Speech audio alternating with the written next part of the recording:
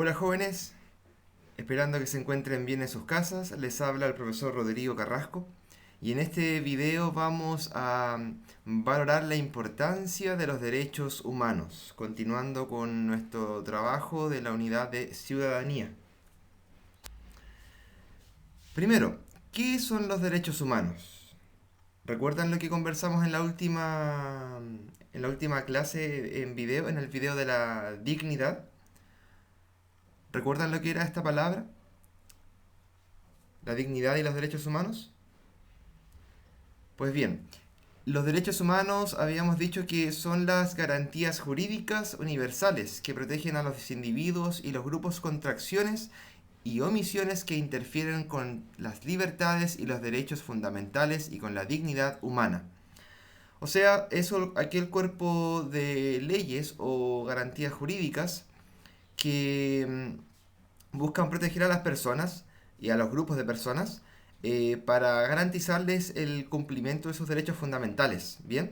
Que aseguren su dignidad humana. Y dijimos que la dignidad no era aquello más que la condición inherente de las personas a ser respetados como tales, de forma íntegra y sin depender del mérito ni el lugar social que ocupen en la sociedad. Esta noción de los derechos humanos bueno, es en parte lo que establece la ONU, la Organización de Naciones Unidas, a partir de la Declaración Universal de los Derechos Humanos del año 1948, tras la Segunda Guerra Mundial, junto con lo que también promueve el Instituto Nacional de Derechos Humanos, que es la entidad encargada de velar por el cumplimiento en nuestro país. Una de las entidades encargadas, bien, no es la única. Pero bueno, lo que ustedes deben manejar es que los derechos humanos son exigibles, es decir, se pueden reclamar, se deben exigir, y por lo tanto hay instituciones que tienen la obligación de reconocerlos y respetarlos. Bien, vamos a entrar en detalle a partir de este elemento.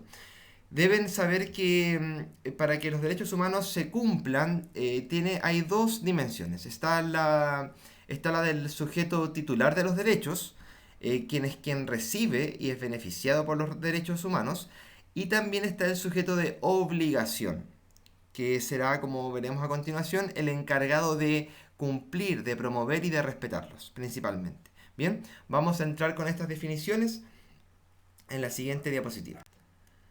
El sujeto de derecho corresponde a la persona o grupos de personas a las que se les reconoce el ejercicio y las garantías de los derechos humanos.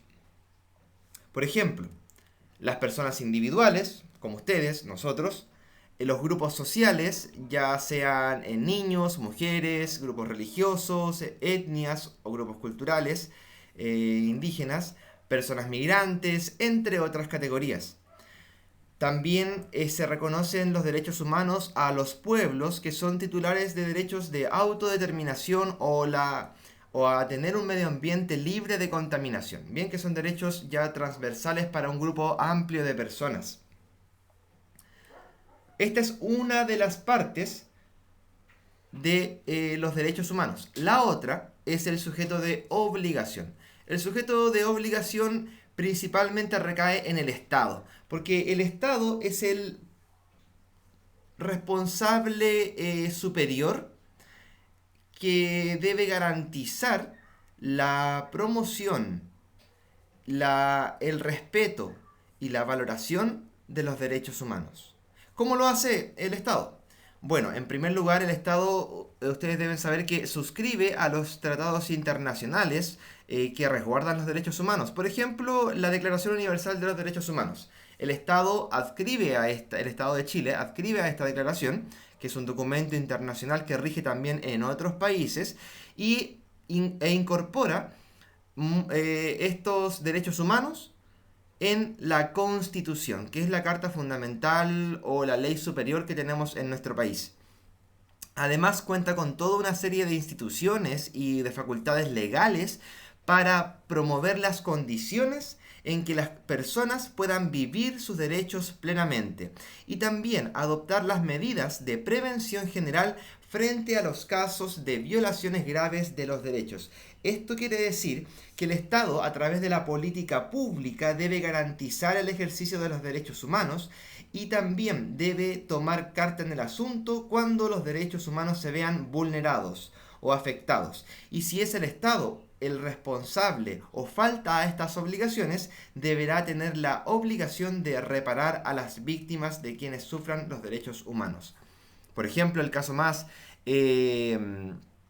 evidente para ellos es entender cómo en la dictadura, por ejemplo, de nuestro país, el Estado se convirtió en un organismo que vulneró los derechos humanos de las personas y por lo tanto hasta el día de hoy ha tenido una política de reparación o de compensación a las víctimas que sufrieron su vulneración de los derechos humanos. Esta es una dimensión, por ejemplo.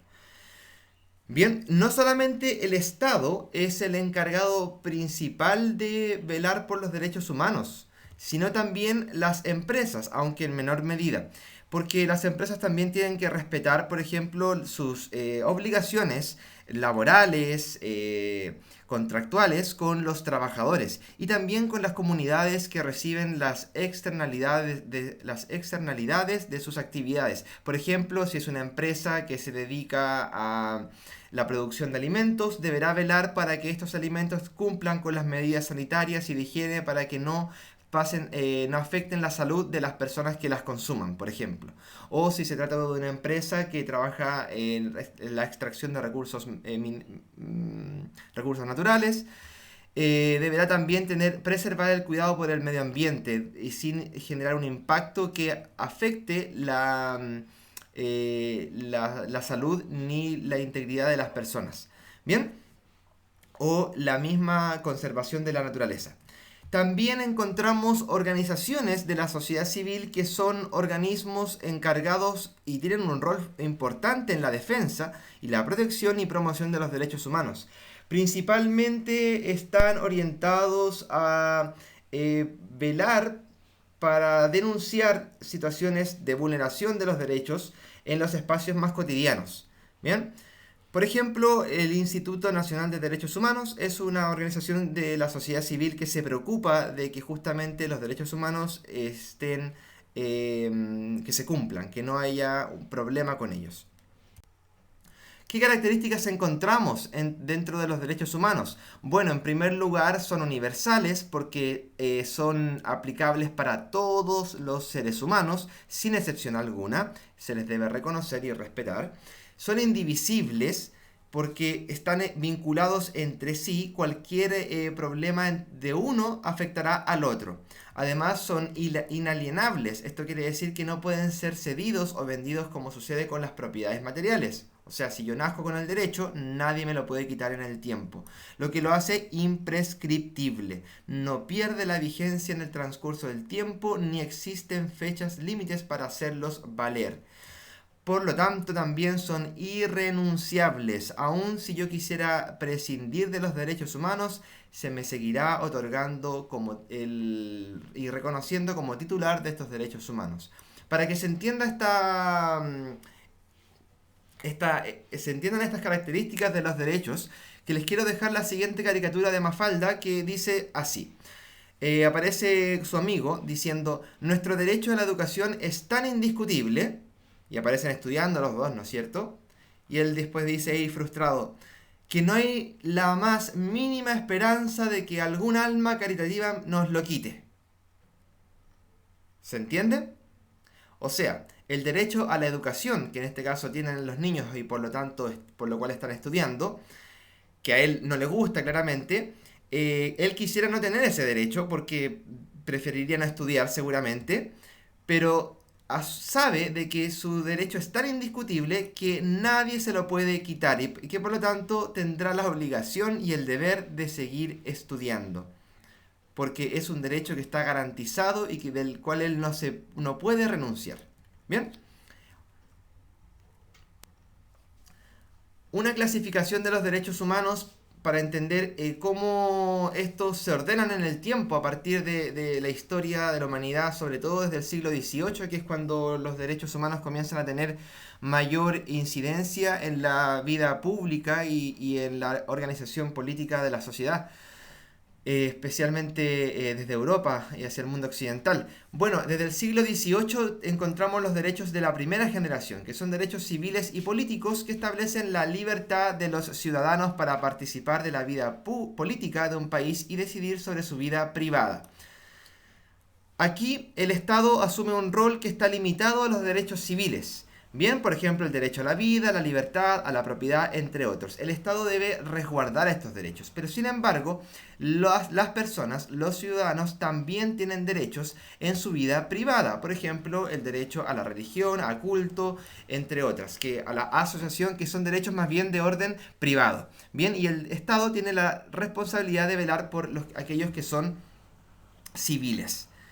En cambio, la segunda generación del siglo XIX aborda aquellos derechos económicos y sociales. Por ejemplo, los derechos de los individuos que son reconocidos como integrantes de un grupo social específico. Es decir, ya no se reconocen los derechos individuales como tales, sino de un grupo social más amplio. Los trabajadores, consumidores, mujeres, niños, etc. Es decir, aquí se engloban aquellos derechos como la libre asociación, el derecho a la huelga y a la seguridad social. Son derechos sociales, es decir, son derechos más amplios que abarcan a más de una persona. La tercera generación de derechos del siglo XIX corresponde a los derechos de solidaridad y culturales, por ejemplo, el derecho a la paz, al desarrollo y a un medio ambiente sano. Obviamente están condicionados estos derechos por el contexto histórico y por aquellos episodios que tuvo que vivir la humanidad para poder tomar importancia y la valoración de estos derechos. Los conflictos mundiales y las guerras mundiales, claramente ustedes entenderán que fueron un aliciente importante en la concepción y en la toma de conciencia de los derechos, por ejemplo, a la paz y el desarrollo y medio ambiente sano, por también las innumerables catástrofes y problemas que contrajo la industrialización o la modernización y el impacto sobre la naturaleza. Bueno, finalmente, eso nos llevó ya hacia el siglo XXI a hablar de los derechos de la cuarta generación, que son los derechos colectivos de pertenencia geográfica y la protección, que se reconocen a las personas como parte de un grupo étnico, social o nacional. Se protegen también a las personas migrantes, refugiadas, apátridas, es decir, que no tienen una patria, no tienen nacionalidad, y con el derecho de asilo político y a recibir el reconocimiento legal del país que los recibe. Bien, esta es la evolución general de los derechos humanos en nuestra historia, desde el siglo XVIII hacia el siglo XXI. Finalmente los quiero dejar con una caricatura nuevamente de Mafalda, que creo que es ilustrativa y es a través de la ironía ella logra trabajar varios elementos y nos hace pensar sobre, por ejemplo, los temas que estamos abordando en esta clase. Dice la caricatura, Mafalda, y estos derechos, a respetarlos, no vaya a pasar como con los 10 mandamientos. Y aparece señalando con el dedo, advirtiendo al planeta Tierra, a todo el mundo. Los dejo pensando a ustedes un minuto. ¿Cuál creen que es el mensaje o la crítica de esta caricatura? ¿Qué nos estará queriendo decir el autor acá? ¿Alguna idea? Claro, lo que está diciendo o lo que está criticando Mafalda es que los derechos humanos efectivamente están escritos, están señalados en el papel, en las constituciones, en las declaraciones universales. Sin embargo, no significa por ello que se cumplan, que en las acciones concretas, en la realidad, se lleven a cabo, se respeten, se promuevan. Bien, esa es la contradicción que nos está planteando Mafalda y sobre la cual yo quiero que ustedes enfoquen el siguiente trabajo. La actividad que les voy a pedir es que ustedes puedan leer la Declaración Universal de los Derechos Humanos, que está en la página 34 y 35 del texto escolar. Allí aparece un compilado de los derechos humanos, no aparecen todos, pero deberán elegir 3 artículos y explicar cómo ustedes los viven en su vida diaria. Los que sientan más cercanos, que les hagan más sentido, los que vean que ustedes puedan relacionar con su cotidianidad o con lo que ven en su entorno. ¿Bien? Luego de eso, deberán buscar en internet una noticia sobre algún caso de cumplimiento de los derechos humanos y otra de vulneración de los derechos humanos. Deberán además describir la situación, es decir, explicar la noticia, resumirla en breves líneas e indicar a qué generación de los derechos humanos pertenece, a la primera, segunda, tercera o cuarta generación. Ya, un ejemplo. Aquí tengo una noticia de los abusos sexuales, el maltrato físico y psicológico y crueles que existieron en el Sename, a partir de una serie de denuncias que se presentaron por el funcionamiento de esta institución que tiene la responsabilidad de garantizar la protección de los menores de nuestro país, ¿verdad? Entonces, esta noticia, por ejemplo, lo que revela es una situación de vulneración de los derechos humanos, particularmente de los derechos del niño, que están establecidos de acuerdo a la Declaración Universal de los Derechos Humanos en el artículo 25, donde dice: todos los niños nacidos del matrimonio o fuera de matrimonio tienen derecho a igual protección social. ¿Se entienden? Ustedes ahí a partir de esa relación deben andar en alguna noticia, la que ustedes prefieran. Recuerden que debe ser una donde se cumplan los derechos humanos y otra donde se vulneren, para que ustedes entiendan esta dicotomía. Y finalmente este trabajo me lo deberán enviar a través de formato Word al correo con nombre, curso, título de la actividad y el logo del colegio. Letra Arial 12, ordenados, ¿no es cierto?, en este documento, como plazo el viernes 29 de mayo. Cualquier duda que tengan, jóvenes, me escriben al correo profesorrodrigo.altair@gmail.com. Espero que tengan una gran semana, que estén bien en familia, cuídense harto, no salgan de casa y nos veremos en una siguiente oportunidad. Cuídense, chao.